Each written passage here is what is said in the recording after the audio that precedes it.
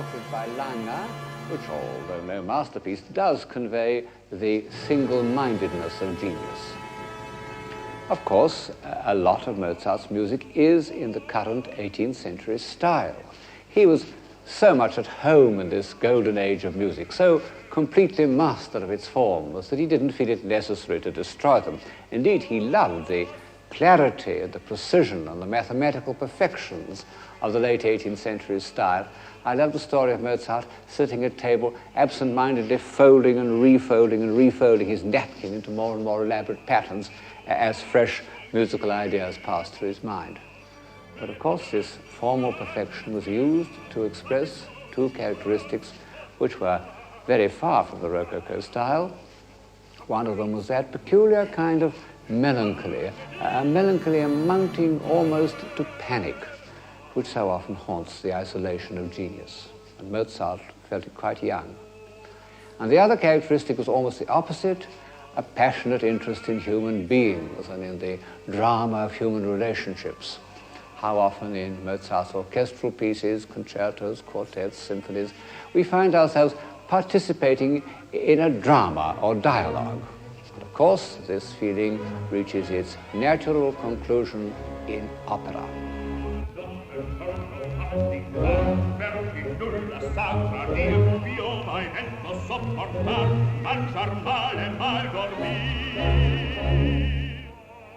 Opera, next to Gothic architecture, is one of the oddest inventions of Western man. It couldn't have been foreseen by any logical process.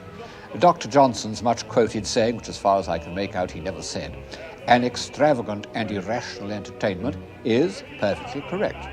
And at first it seems surprising that it should have been brought to perfection in the age of reason. But just as the greatest art of the early 18th century was religious art, so the greatest artistic creation of the Rococo is completely irrational.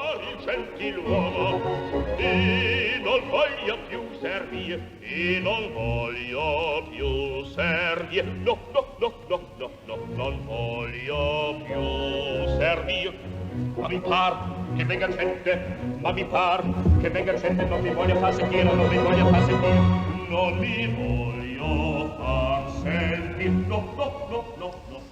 Of course, opera had been invented in the 17th century and made into a form of art by the prophetic genius of Monteverdi.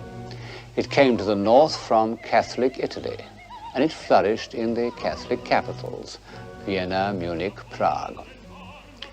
Indignant Protestants used to say that Rococo churches were like opera houses.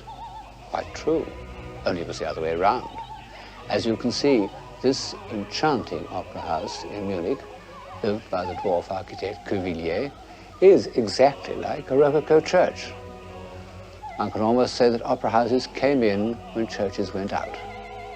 And they expressed so completely the views of this new profane religion that for 100 years all opera houses continued to be built in Rococo style long after that style had gone out of fashion. And in Catholic countries, not only in Europe but in South America, they were often the best and largest buildings in the town.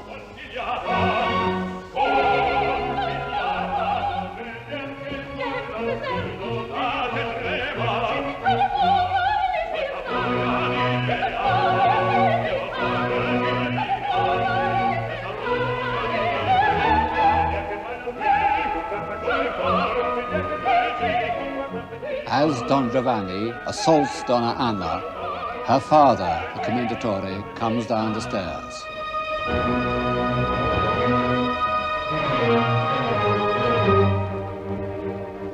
What on earth has given opera its prestige in Western civilization? A prestige that has outlasted so many different fashions and ways of thought. Why are people prepared to sit silently for 3 hours, listening to a performance of which they don't understand a word? Why do quite small towns all over Germany and Italy still devote a large portion of their budgets to this irrational entertainment? Well, partly, of course, because it's a display of skill, like a football match. But chiefly, I think, because it is irrational. What is too silly to be said may be sung. Well, yes.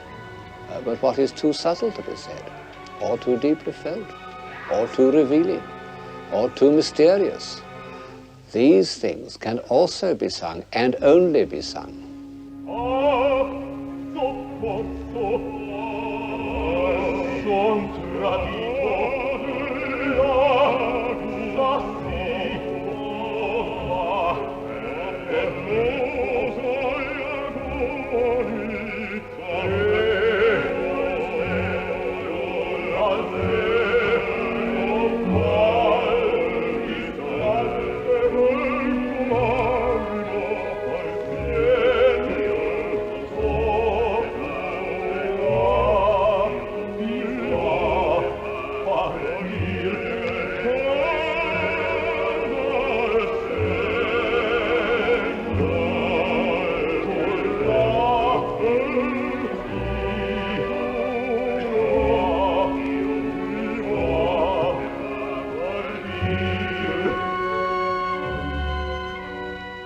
No wonder that the music's rather complicated, because even today our feelings about Don Giovanni are far from simple.